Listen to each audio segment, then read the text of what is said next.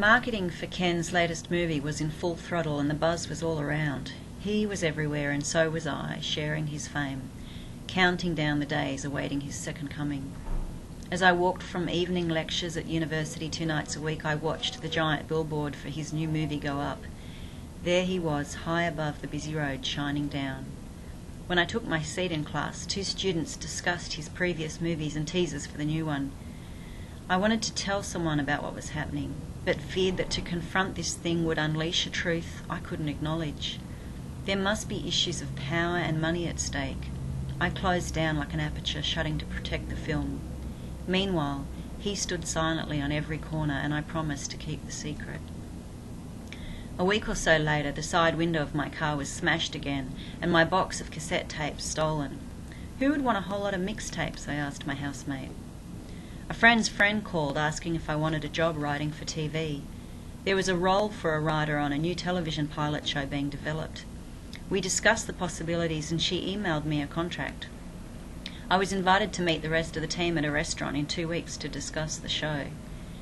When I arrived at the restaurant 2 weeks later, the place was deserted, like a womb expelled.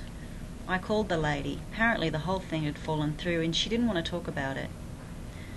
While getting ready for a party, the trailer of Ken's new movie came on television for the first time.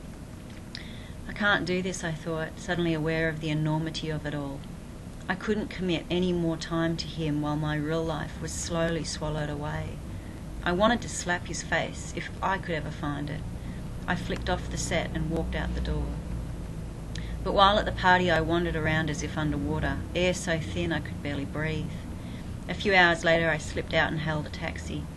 While climbing in the taxi door, a man came out of nowhere. "Please, can I share your ride?" he asked desperately, looking bedraggled but friendly. I hesitated, already seated with my hand on the door handle. "Please," he said, "I have no money and I need to get into the city."